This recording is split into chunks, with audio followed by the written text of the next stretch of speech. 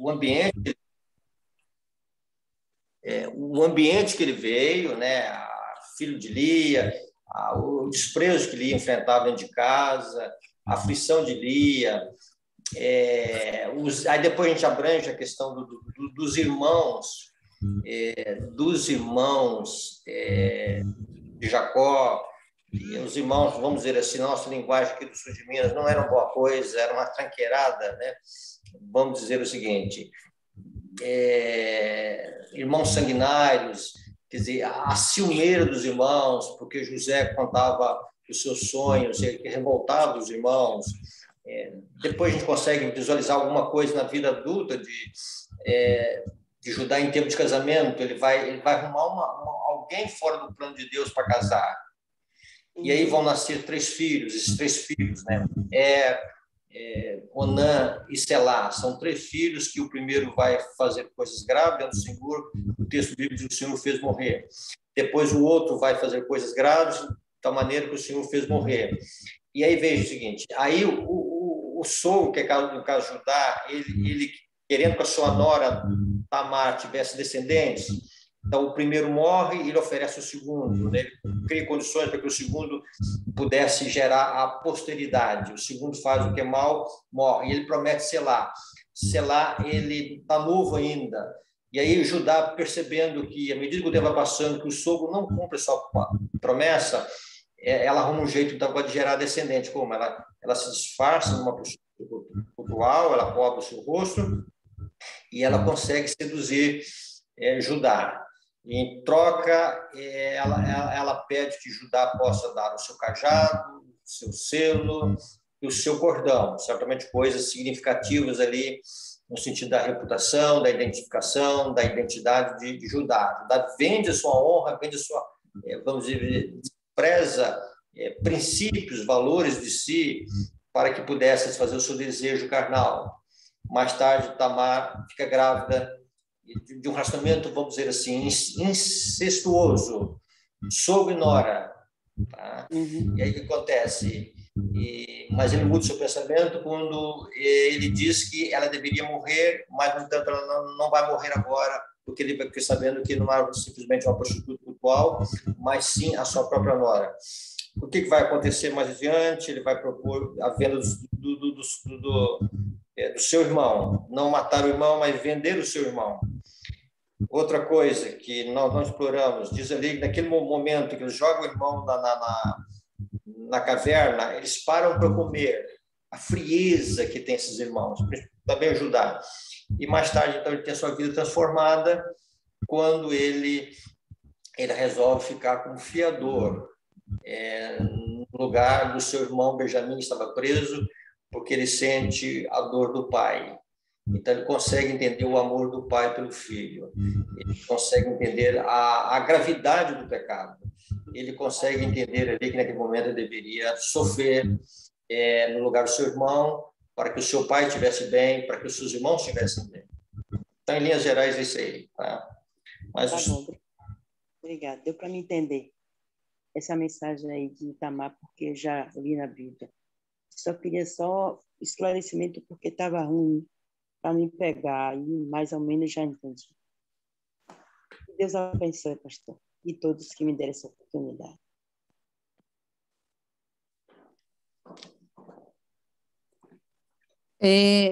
Eu vi que a irmã Ana Maria, a Ana Maria com 2 N's, né? Aqui na sala, ela também estava com o microfone aberto. Irmã Ana Maria, a senhora deseja falar? É a outra Ana Maria.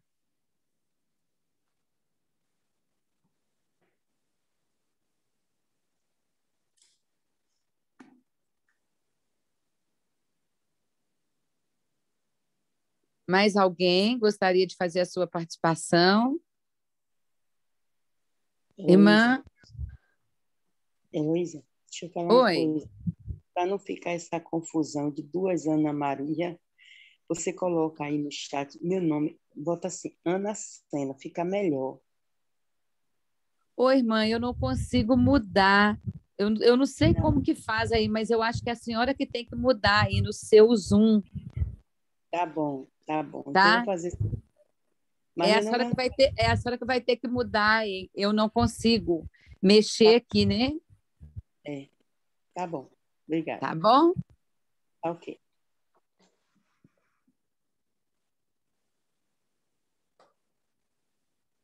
Mais alguém gostaria de trazer a sua participação?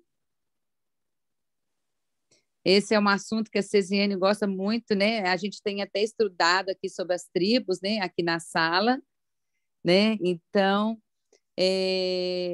nós temos que entender, né, Césia, a Césia aí, o quanto é importante a gente se identificar, né, com qual tribo, para a gente também descobrir quais são os nossos defeitos de caráter. Né? A Césia sempre fala isso conosco aqui. Nós precisamos de descobrir quais são os nossos defeitos. E o pastor hoje falou mais uma vez sobre Judá, sobre os seus defeitos, mas como ele venceu os seus defeitos. E assim todos nós temos nossos defeitos e nós também, com a ajuda de Cristo, podemos vencer os nossos defeitos. Que Deus nos abençoe, que Ele nos ajude neste dia, vencermos os nossos defeitos de caráter. Deus vai levar um povo que tenha restaurado o seu caráter. E é por isso que nós estamos aqui a cada dia, a cada manhã. Cesiane, seja bem-vinda, amada. O seu microfone está fechado, por gentileza. É só um detalhe, assim, eu estudo muito sobre esse tema, né? E essa semana, ali no presídio, falando para os policiais, né?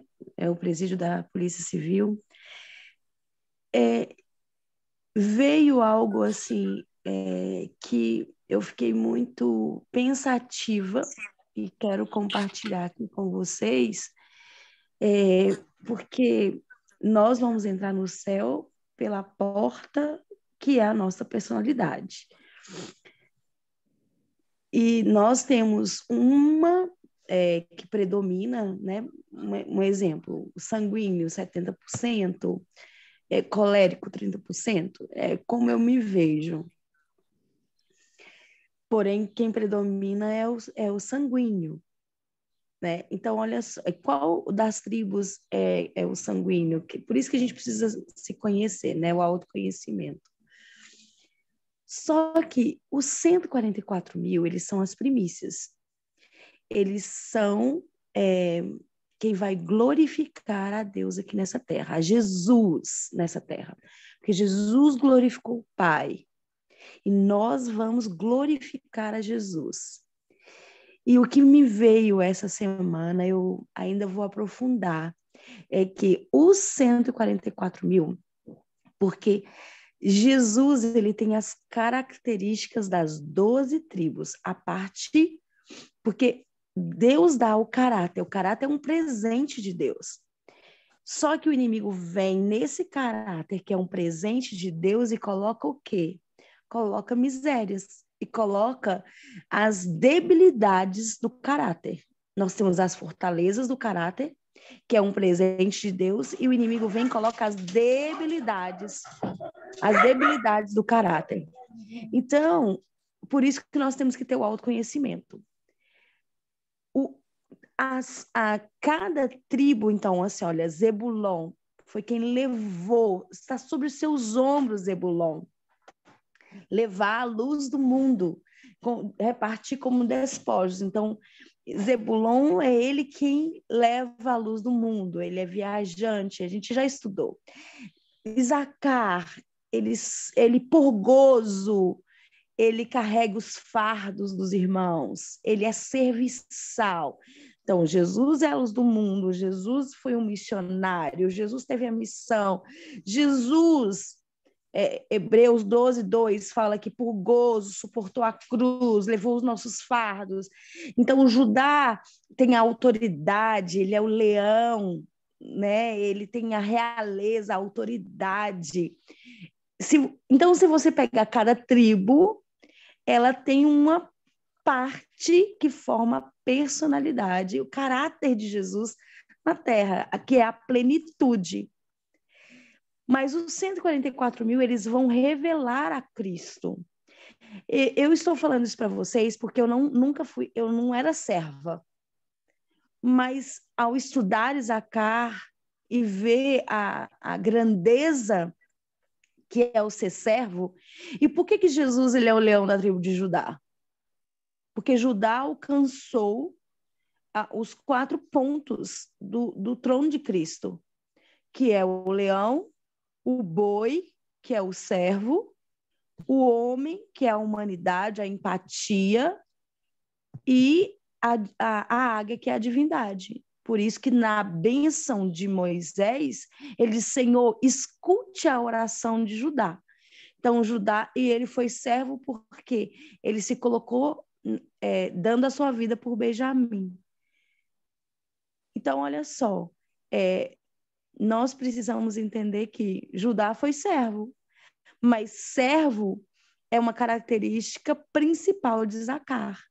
Então, eu fiquei pensando, os 144 mil, que é quem vai glorificar a Deus nessa terra, vai ter características das 12 tribos. Apesar de você ter a sua tribo específica, você precisará ter um pouquinho de cada uma, assim como Jesus tem. Os 144 mil. Eu ainda não amadureci essa ideia total, mas eu fiquei muito pensativa e penso que isso faz todo sentido, porque se é para glorificar a Jesus, precisa ter o caráter de Jesus. E Jesus tem um ponto de cada tribo que forma as 12 juntas, forma o caráter dele. Era esse ponto assim que eu gostaria de colocar aqui com vocês, para vocês pensarem, analisarem. E eu estou orando a esse respeito, mas isso veio muito forte. E eu nunca tive a parte de servir. E de um ano para cá, a forma, né, como eu tenho servido, cuidado das pessoas, feito os tratamentos naturais, hoje vivendo para servir, cuidando das pessoas. Eu tenho um quartinho de guerra, onde eu recebo as pessoas o dia inteiro. Então, eu marco de 2 em 2 horas, cada hora uma pessoa. Então, eu faço as massagens, os fomentos. Então, eu me tornei serva.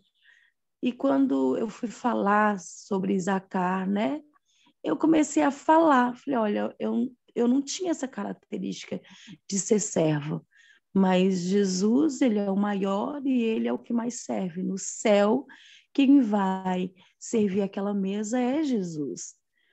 Então, ele é servo e nós precisamos ser servas.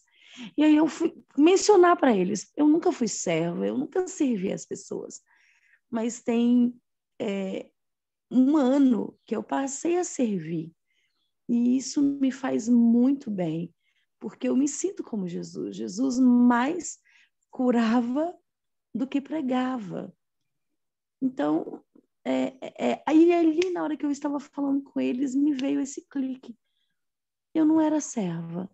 E agora eu tenho essa característica mais que parece com Jesus. Então, não sei se vocês estão conseguindo entender a profundidade dessa linha do raciocínio. Eu até expliquei um pouco mais assim para vocês conseguirem entender, mas hoje meu coração arde porque eu preciso de ainda muito, né, assim, para glorificar a Jesus nessa terra.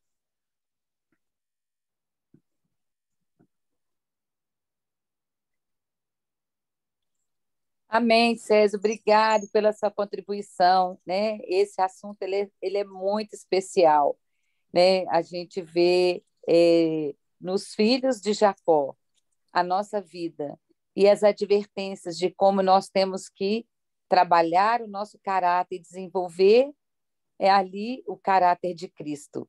Pastor, só tem mais alguma coisa a falar sobre o assunto? Veja bem, quando foi colocado aí, em Cristo há virtude de todas, vamos dizer assim, de tudo que é bom no caráter, a virtude há em Cristo, né? Como já foi colocado aí. O que a chuva serôdia faz? A chuva serôdia, ela é a restauração da imagem de Deus em nós. Então, veja bem, nessa restauração da imagem de Deus, nós estaremos transformados completamente à semelhança, não à igualdade de Cristo.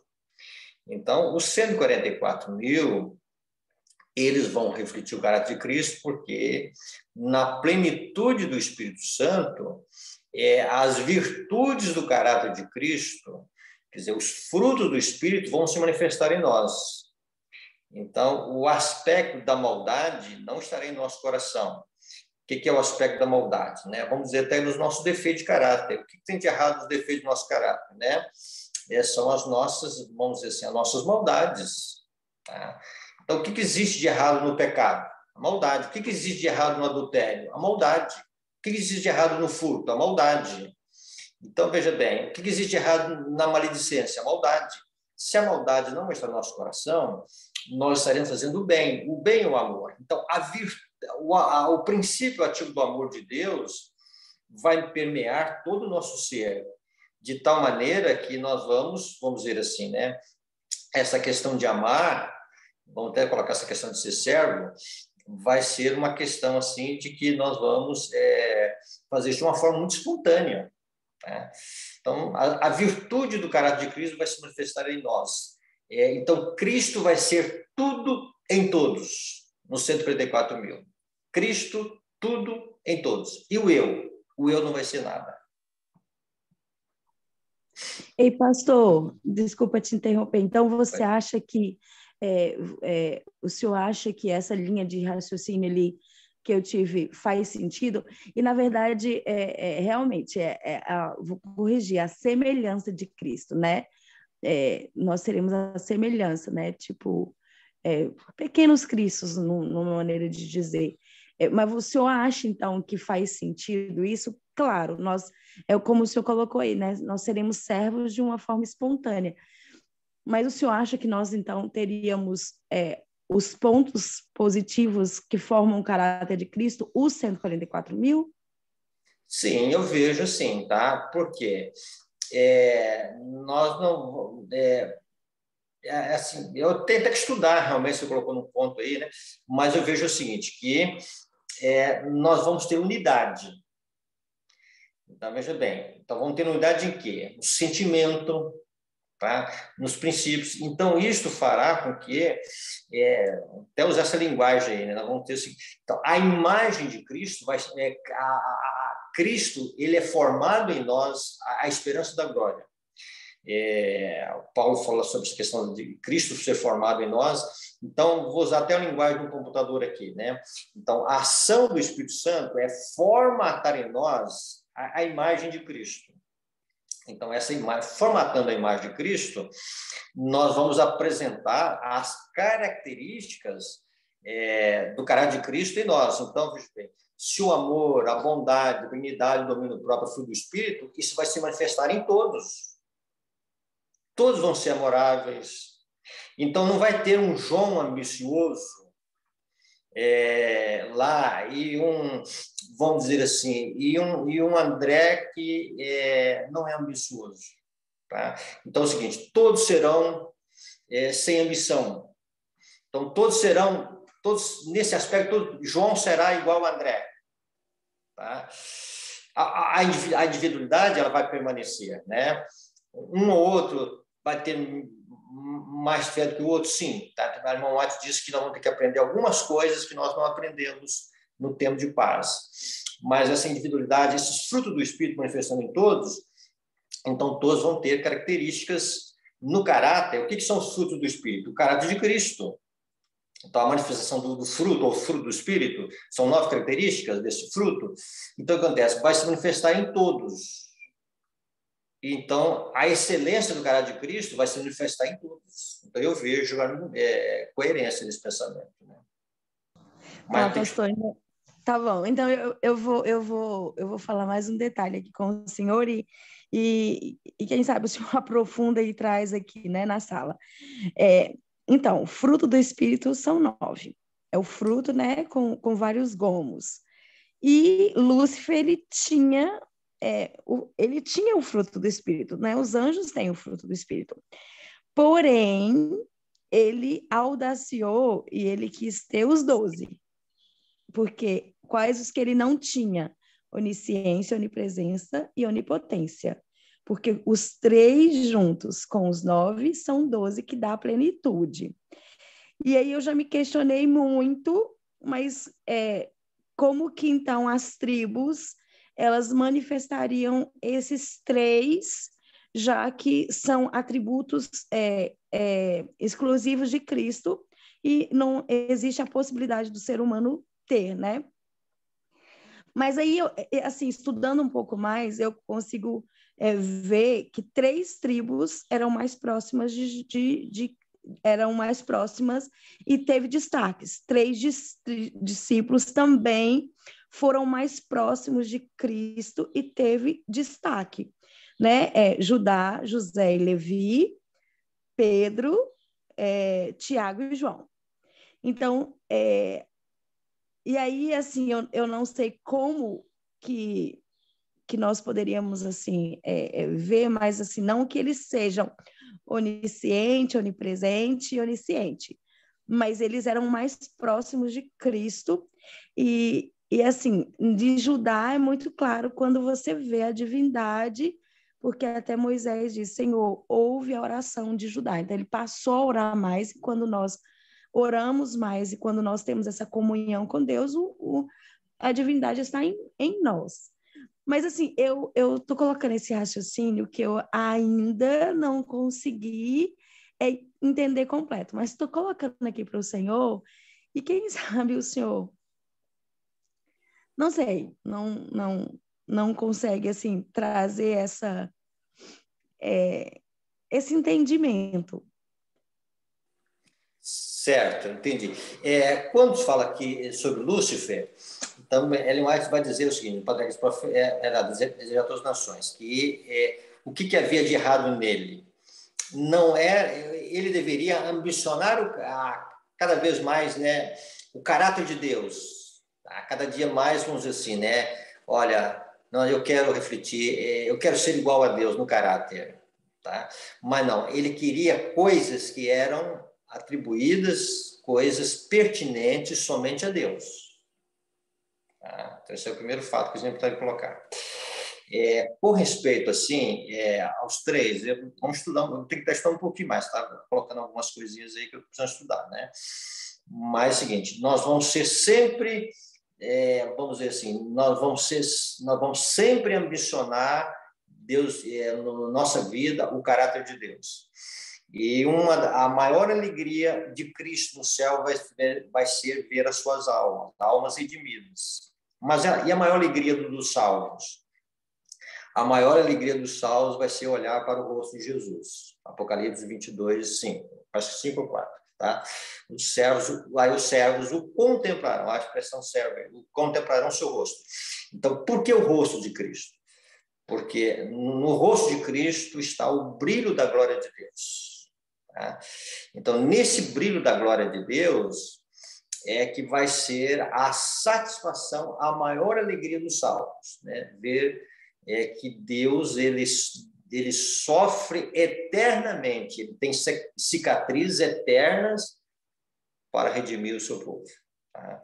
Então, isto, vamos dizer o seguinte, que assim, vai ser a maior ambição, imagino, do céu que nós vamos ter, vai ser essa, né? A semelhança e querer mais do caráter de Deus, tamanha coisa, mas vamos ser sempre limitados, né? Vamos ser sempre, mesmo no caráter, não vamos ser limitados no céu. Sim, eu falei da onisciência, onipresença e onipotência, porque eu já li um texto, eu não me lembro agora o texto, e que falava exatamente disso, que ele queria os atributos que eram somente de Deus, que é onisciência, onipresença e onipotência, porque ele tinha 9, mas ele queria a plenitude, né? Ter os 12. Aí eu trouxe esse raciocínio exatamente porque eu fiquei pensando, mas se os 144 mil vão refletir a glória de Cristo e teria o caráter, né? O caráter de Cristo refletindo, como que seria essa parte dos 3, né? Porque nós não temos como ser onisciente, onipresente e onipotente. Essa é minha questão, é a minha dúvida, né? Assim, e a questão do servo, eu entendo que todos realmente precisam ser servos, porque Joel 2:28 fala, né? Os velhos sonharão, os jovens terão visões, as crianças profetizarão. E aí eu ficava pensando, mas e as pessoas de meia idade? Por que não cita aqui? Mas cita sim. E sobre os servos e servas. Então, o Espírito Santo, né, como o senhor falou, só será derramado sobre os servos, quem vai estar servindo. E é quando você serve, é que você tira o foco do seu umbigo e começa a servir. Porque o mundo, ele está o quê? Eu estou preocupado com as minhas contas, o que eu vou comer, o que eu vou vestir. Então, ele está preocupado com ele, o foco está no eu. Eles não entenderam a justificação, não foram justificados em Cristo. E esse foi o problema de 1888. Então, negar o eu, esquecer o eu e passar a servir. Então, eu achei isso muito interessante lá em Joel, porque cai sobre os servos e servas. Então, quem está preocupado com o seu umbigo, quem está preocupado com as suas contas, e Patriarcas e Profetas mesmo, capítulo 53, ali Ellen White fala claramente que quem está preocupado em suprir as suas necessidades não eram homens em que se podiam confiar. Está falando ali exatamente de Gideão, mas ela fala em suprir suas necessidades. Os homens que estavam preocupados em suprir suas necessidades, quer dizer, não era ficar rico, era suprir as suas necessidades, não eram homens em que se podia se confiar. Então, são pessoas que não estão preocupadas nem em suprir suas necessidades, mas estão preocupados com o próximo, estão preocupados em servir. Certo. Completando aí, essa questão do servo, o texto sobre a Nova Jerusalém, nunca mais haverá qualquer maldição, nela estará o trono de Deus do Cordeiro. Os seus servos o servirão, contemplarão a sua face e na sua fronte está o nome dele. Interessante que a Bíblia coloca aqui, na dimensão dos salvos, a expressão servos, né? E como é interessante, realmente aí essa questão de ser servo, como é significativa, né? Sim, sim. É interessante. Isto faz assim, nos fazer refletir bastante, como você colocou aí, né? Sobre como servir, né? Sim. Obrigada, pastor. Deus abençoe. Eu que agradeço aí pelo campo de estudo aí que agora, assim, umas pinceladas aqui, umas pinceladas ali, a gente vai estudar e vai ampliar o conhecimento, né? Como é bom estar aqui nessa sala. Todo dia Jesus nos coloca na cadeirinha, né, da sua escola. E todos nós aqui estamos aprendendo um com os outros. E isso é maravilhoso. Nós vamos encerrar agora esse momento, né? Hoje estamos no dia da preparação e temos agora os nossos... Oi. Oi, amiga, eu queria só fazer um comentário antes. Sim. Eu levantei minha mãozinha aqui, mas você não viu. Ah, tá. Desculpa, Iapo. Não faz mal. É porque é o seguinte, quando a César estava falando, né, sobre ser serva, que ela descobriu que não era serva, me veio na mente quando a Ellen White diz esforçai-vos, e ela repete, esforçai-vos para fazer parte dos 144 mil. Então, eu fiquei a pensar que nós devemos, por que ela fala 2 vezes que nós devemos nos esforçar, né? Deus quer salvar todos os seus filhos, mas quem tem que querer fazer parte desse grupo, refletir o caráter de Cristo, somos nós. Então, nós devemos nos esforçar para sermos servos, para que o nosso caráter seja modificado. Nós precisamos querer, porque Deus não invade, né? Ele não força ninguém, e o universo todo está olhando para nós, assim como estava olhando para Jó naquele momento, né, que Jesus permitiu que Satanás tocasse nas coisas de Jó, para mostrar para o mundo que a gente serve ao nosso Deus é por amor, não é pelo que ele nos dá, não é pelo que ele nos faz, mas é por amor a esse Deus maravilhoso, a esse Deus criador. Porque eu estava conversando com uma amiga e ela falou assim, ai, Deus queira que eu possa fazer parte desse grupo. Eu falei, ele quer, amiga, mas quem tem que querer somos nós. Então, que o Senhor nos ajude, né, a nos esforçarmos, a orarmos por isso e a lutarmos contra os nossos defeitos de caráter e entregar tudo nas mãos dele. Obrigada, amiga. Olha como Deus é lindo e ele complementa a mensagem, né? Então, não basta só a gente ficar contemplando, a gente precisa se esforçar. Então, que Deus abençoe, que no dia de hoje você possa se esforçar para conseguir alcançar esse alvo. Iapo, você pode orar por nós para terminarmos aqui esse momento? Sim, claro. Vamos orar. Oremos. Grandioso eterno Deus, amoroso Pai que estás nos céus, graças te damos, Senhor, mais uma vez, por mais um dia que o Senhor nos concedeu, pelo estudo que nós fizemos aqui, Senhor. O Senhor conduziu todas as coisas. Eu louvo ao Senhor pela vida do pastor Jorge, por ter nos trazido essa mensagem tão importante que o Senhor tem testificado para nós aqui na sala da consagração. Nós temos que compreender, Pai, a plenitude do caráter de Cristo através do caráter das 12 tribos, dos 12 filhos de Jacó, dos 12 discípulos, para que nós possamos atingir, Senhor, essa plenitude que o Senhor quer nos dar, que o Senhor quer nos conceder. Dá-nos, Senhor, a tua paz nesse dia, dá-nos, Senhor, a força que nós necessitamos e viemos buscar aqui todas as manhãs, Senhor, para que nós possamos fazer as nossas tarefas seculares e ao findar desse dia que nós possamos estar todos aos teus pés, louvando, engrandecendo o teu nome, agradecendo e contemplando a criação, a obra que o Senhor fez, para que nós pudéssemos estar na sua presença, Senhor.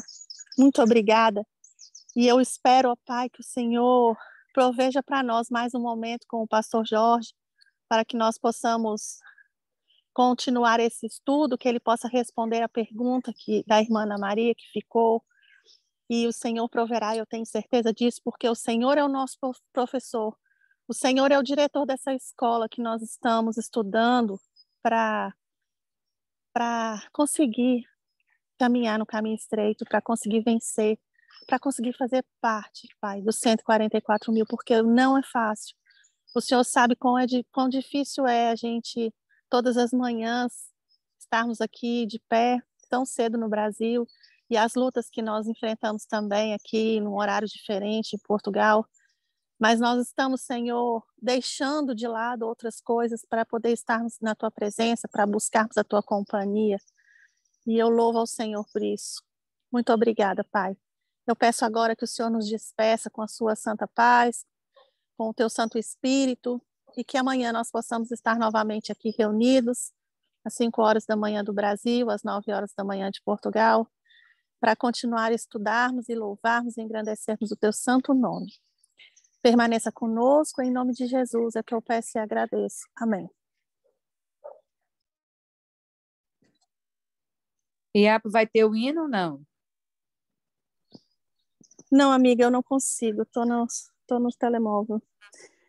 Ah, ok. Mas amanhã sim, amanhã vamos ter o nosso hino, nosso culto para a honra e glória do nosso Deus. Então, gente, até amanhã, às 5 horas da manhã, aguardamos você mais uma vez para nós podermos sentarmos na Escola de Cristo, no banquinho da Escola de Cristo. Obrigado, pastor Jorge, que Deus te abençoe. Amém. Bom dia para todos aí. Todos e todas. Bom dia. Bom dia, Deus abençoe a todos. Bom dia para todo mundo e até amanhã.